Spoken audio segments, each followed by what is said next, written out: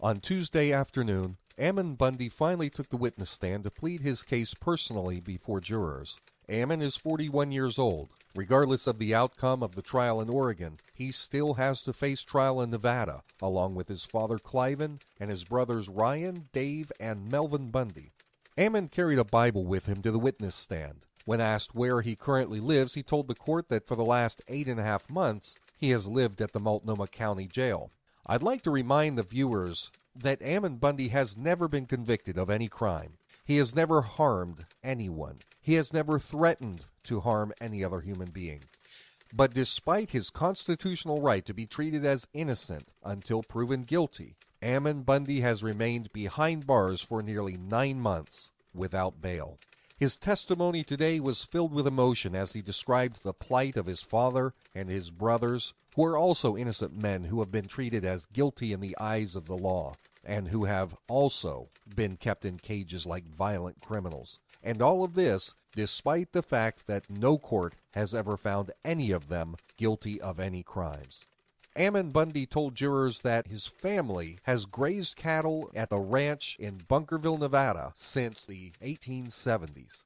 The Oregonian reported that Bundy said his family faced a tremendous amount of abuse for trying to protect the grazing rights that they own. In 2014, the government began shooting Bundy cattle with a sniper rifle from a helicopter and burying the carcasses in shallow graves on the property. Other cattle were rounded up and confiscated by contracted strongmen. When Ammon tried to stand in front of the Bureau of Land Management trucks to stop them from taking the cattle, BLM agents tasered him 3 times. They also knocked down other peaceful protesters.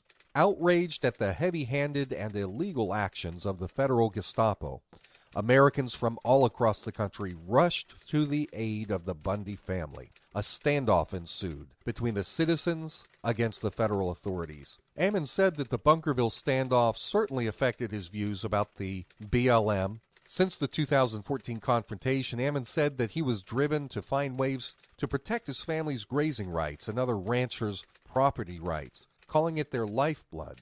Ammon worked with Nevada lawmakers to push for a Nevada Resource Rights Registry. This is something that would have required the state to defend what Ammon called vested property rights, whether those rights are related to water, to grazing, to logging, or mineral rights, protected from federal control. That law was not passed. Ammon said, "This is the dangerous point the federal government doesn't want anyone to know. We do have rights to these lands. In my belief, there has been a strategic effort by the federal government in taking these rights." Ammon admitted that it has been nearly impossible to challenge the federal government's control. He said, "We can't do it against these people. They're too smart, they're too strong, we can't fight them. And now they're prosecuting us. My dad and brothers are all in jail right now, every single one of them. It's wrong," he said. Ammon told the jury that he initially had resisted his own father's push during the summer and fall of 2015 to get involved in a particular case. It was a case happening in Oregon, in Harney County, involving ranchers Dwight Hammond and his son Stephen.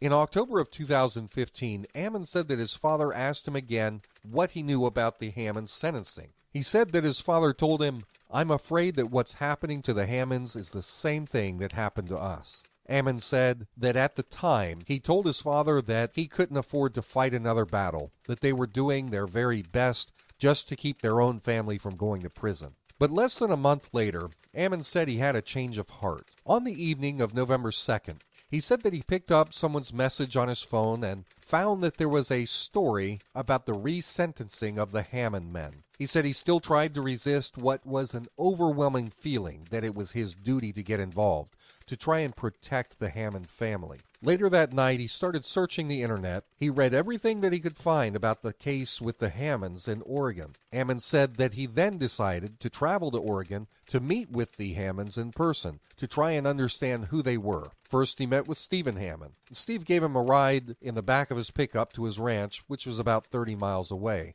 Speaking of his visit with Stephen Hammond, Ammon said, "I began to understand that he was pretty tired of fighting. He was pretty much broken emotionally. He was just going to take what was given." While he was on the witness stand, Ammon's attorney played for jurors various clips of video from the 2014 standoff in Bunkerville. The video included a clip of his Aunt Margaret getting thrown to the ground by a federal officer after she stood briefly in front of a government vehicle. Then Ammon Bundy getting shot with a stun gun 3 times after he parked his four-wheeler in front of a government dump truck. Ammon said that his goal was to find out what the dump truck was hauling away, as he and others suspected that it was his father's dead cattle. He told the jury, "I truly believe that they didn't have a right to be there, and my family had a right to be there."